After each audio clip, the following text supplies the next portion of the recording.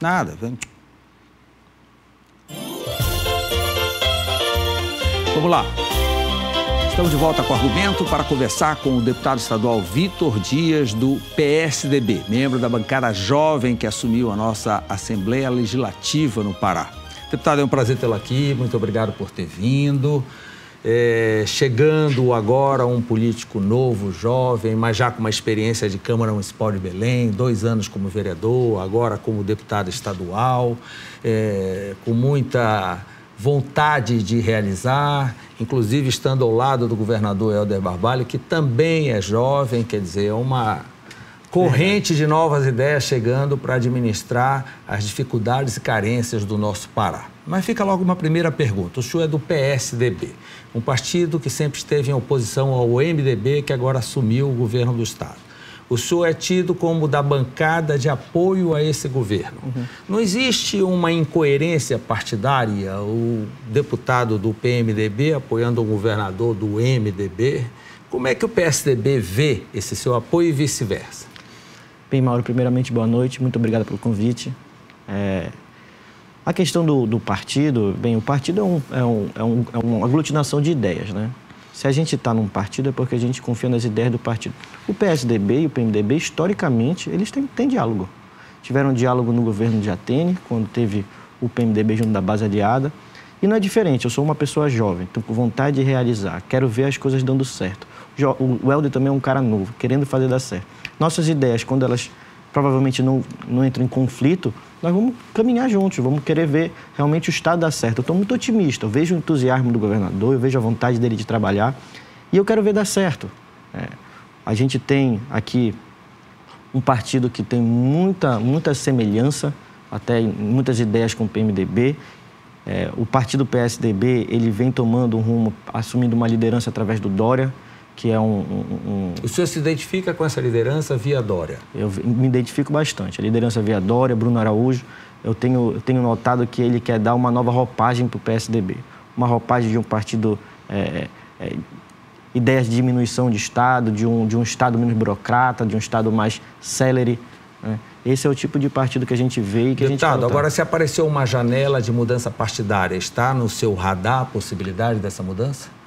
Nós temos que ver primeiro o que vai ser as prévias, as próximas eleições agora da municipais, das estaduais, das nacionais do partido, ver se a gente se assemelha com as ideias que são levantadas pelo partido. Hoje eu não tenho nenhuma pretensão de troca de partido, né? Até porque me parece que as coisas vão caminhar muito naturalmente aí com os candidatos que vão assumir a liderança do nosso partido. O senhor tem acompanhado o governador nesse governo itinerante, que já foi ao oeste do Pará, semana passada esteve no sul e sudeste, com base em Marabá. O senhor tem ido? Tenho ido sim. Tem sido corrido, né? Nossa, que o governador... 6 horas e dorme... O governador tem tido uma disposição que a gente fica realmente entusiasmado. Começa cedo, atende todos os prefeitos, ouve todas as demandas. Da mesma forma, a gente na Assembleia Legislativa tem levado uma Assembleia itinerante lá, ouvindo a população, ouvindo associações de bairro, ouvindo municípios. Isso tem nos dado oportunidade de conhecer de perto as necessidades. E isso é importante. Afinal de contas, são 4 anos que a gente vai ter aí de trabalho. E se a gente não tiver com as coisas bem frescas na cabeça, a gente vai tombar... O senhor acha importante esse tipo de governo itinerante, ouvir lá na base as demandas? Ou isso não pressiona, já que são difíceis as condições para resolver essas demandas? Bem, eu acredito que o governador saiba o que está fazendo. Ele saiba do orçamento dele, ele tem ouvido bem os prefeitos e que ele dê as necessidades. Ele costuma pedir 3 prioridades para a região.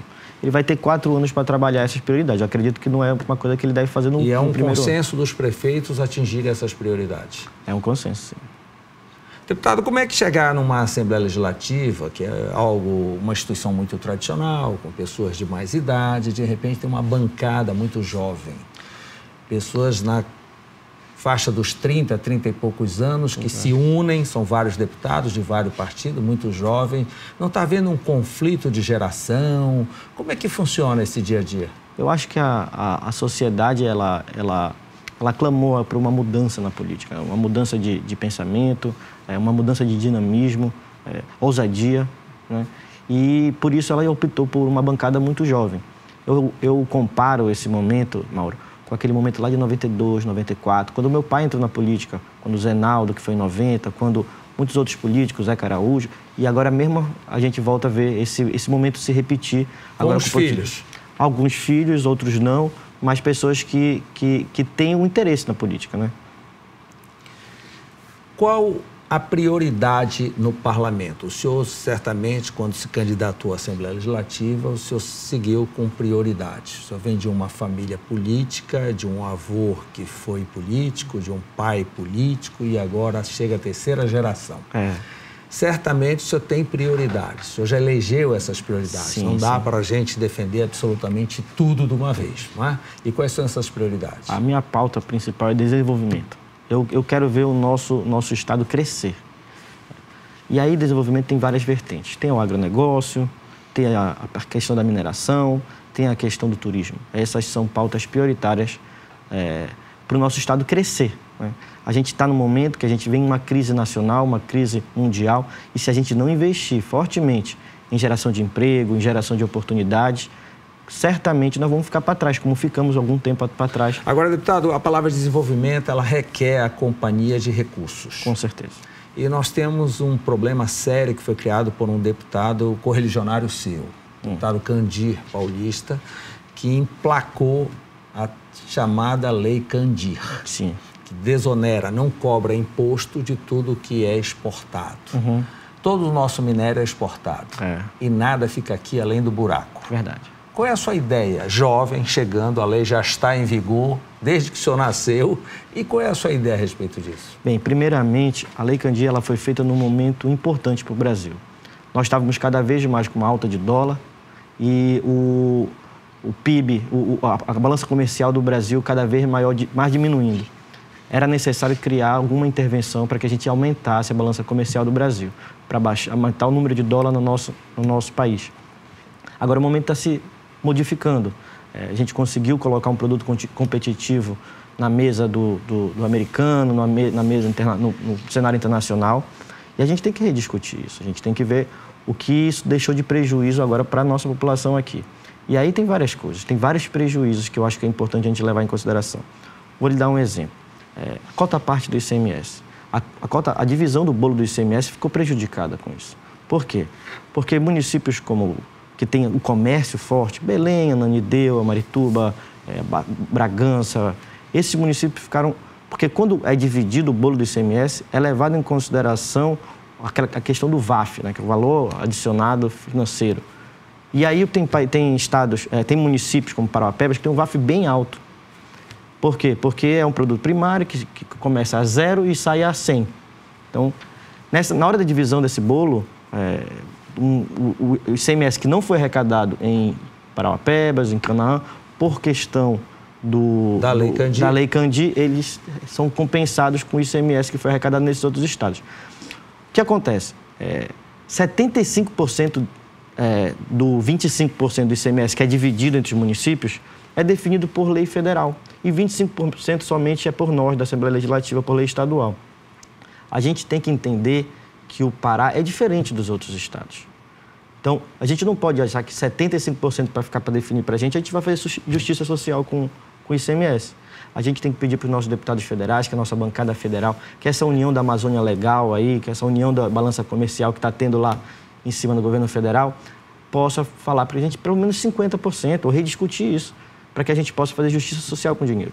O dinheiro de Belém não está indo para Parauapebas ou de Bragança e vice-versa, porque a gente tem que crescer e aumentar o recurso em Belém e nessas cidades vizinhas que tem um comércio muito forte e estão ajudando muito na arrecadação do ICMS. Além da atuação parlamentar, na elaboração de leis dentro do próprio parlamento, como é que o senhor pretende ajudar o Estado no dia a dia, na busca de soluções, de informações? O senhor é daquele tipo que circula?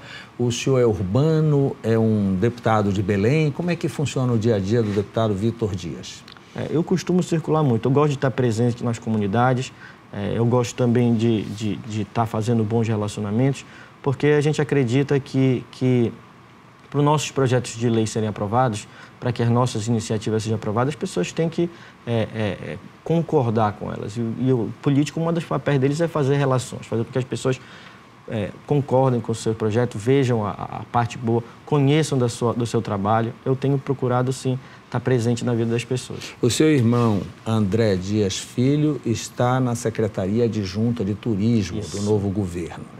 Certamente conversa muito com o senhor. E qual é o nosso pulo do gato nesse aspecto? Nós somos um estado de grande potencial turístico, todo mundo sabe. O potencial nós temos há anos. Quando eu nasci já era potencial.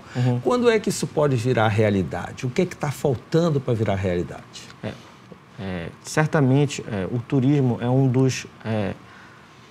das indústrias que a gente pode dizer que mais cresce no mundo. Enquanto que no mundo 10% do PIB é relacionado ao turismo, no Brasil é 7,9% e no Pará certamente é menor ainda. O turismo é ainda uma das indústrias que mais gera emprego. 1 a cada 5 empregos que é criado no mundo é através do turismo. Olha só, e nós estamos aqui, nós temos um potencial enorme, nós temos a Amazônia para vender no mundo, enquanto que quando as pessoas vão nas feiras internacionais e tudo mais, quando elas perguntam pela Amazônia, elas estão indo para o Peru. Você acredita nisso? O que a gente precisa, na verdade, é achar novas formas de se comunicar com o mundo.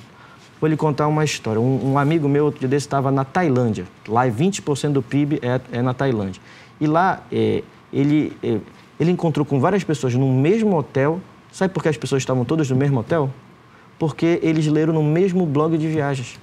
Então, as coisas estão mudando, novas formas de se comunicar com o público, tem as redes sociais, a gente tem que comunicar a Amazônia, as pessoas têm que identificar a Amazônia no Pará. Agora, deputado, além dessa questão de divulgação, há também questões logísticas e a questão de custos. Certamente. A gente vê Alter do Chão maravilhosa, linda, na mídia, mas se a gente for entrar na internet e ver uma semana em Fortaleza e uma semana em Alter do Chão é o dobro do preço de Fortaleza. E aí, na dificuldade, você acaba optando pela cidade maior, que além de praia, linda e tudo, tem shopping, tem shows e assim por diante. Eu estou vendo agora vários estados diminuírem o ICMS no querosene de aviação para tentar reduzir o preço das passagens. Nós somos considerados algo longe dos principais mercados emissores do Brasil, que é São Paulo e interior de São Paulo. O senhor não vê por aí a possibilidade de mexer nessa tarifação, nesse imposto em cima de querosene de aviação? Qual é a sua ideia? Certamente, eu acho que isso já é, inclusive, uma das pautas para esse ano do governo do Estado, discutir a questão da taxação do ICMS na aviação civil. Nós, da bancada da geração jovem, toda vê da mesma forma. A questão do custo, vamos lá. Você sabe que o turista hoje, ele cada vez mais vem hipersegmentado os setores. Hoje o turista ele vai para procurar a melhor cerveja do mundo, ele vai num determinado local, ele vai pescar o pirarucu, o maior peixe do mundo de água doce. Então, a gente tem que investir nisso. Quando a gente investe na hipersegmentação, nos diferenciais, o preço fica secundário. Sim, mas para um turismo muito específico, muito definido, né? Nós temos aqui ainda um problema com referência à chegada de transatlânticos, que é um turismo expresso, rápido, e no mundo todo o transatlântico só fica um dia em cada cidade, faz parte do esquema do armador, ele quer o passageiro dentro do navio e não fora. Mas nós temos um problema que nós estamos perdendo agora até para Macapá. Nós estamos num circuito do turismo do Caribe, as pessoas compram o Rio Amazonas, não compram Belém, compram o Rio Amazonas. Nós estamos aqui na entrada do Rio Amazonas, mas não temos estrutura portuária que possa abrigar esses transatlânticos. Já conversou sobre isso? Nós temos tratado isso, nós temos falado isso, inclusive, com o secretário de Turismo. Ele já viu alguns players que estão lá no exterior, que têm interesse em fazer esses percursos todo o Rio Amazonas, um caminho de transatlântico. Transatlântico não, porque não passa, mas um caminho de cruzeiros, seguindo até Manaus. Nós temos que ver quais são as necessidades que precisam ser feitas, a melhoria do porto, Eu sei que o Porto de Vila do Conde vai ser reformado, não sei se lá eles pretendem fazer um porto de passageiros, acredito que não. Mas o terminal hidroviário daqui de Belém foi melhorado bastante. Mas os navios não conseguem chegar aqui porque está tudo assoreado e tem problema de calado. E Vila do Conde ficaria inviável porque o tempo que os turistas chegariam a Belém já conta no pouco tempo que eles ficam na cidade, que é em torno de 6 horas. Isso complicaria. Né? Mas, deputado Vitor, o senhor é filho do presidente do Tribunal de Contas do Estado, o conselheiro André Dias, que se encontra enfermo em São Paulo. Qual é a situação dele hoje? Cada dia ele tem apresentado uma melhora. Por um tempo ele permaneceu internado. Hoje o médico já não vê mais necessidade, já está fazendo em casa quimioterapia. E acredito que brevemente, até um mês, ele deve estar de volta aí com todo o vigor, com toda a vontade de trabalhar. Ele gosta de trabalhar, viu?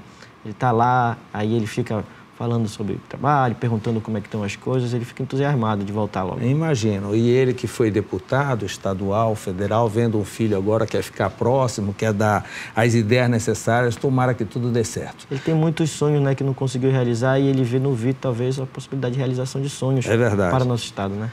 Deputado Vitor, muito obrigado por essa conversa, por essa nossa primeira conversa. Eu quero acompanhar essa bancada jovem, eu quero ver as novas ideias deles, né? Eu quero que eles se unam para poder fazer força, independente de partido, mas que consigam comungar ideias. Com certeza. Conte com a nossa divulgação. Muito obrigado pela entrevista. Da mesma forma, sempre que convidado, estarei aqui com você, falar um pouco do nosso mandato, falar das nossas realizações e dos nossos pensamentos, dos nossos projetos.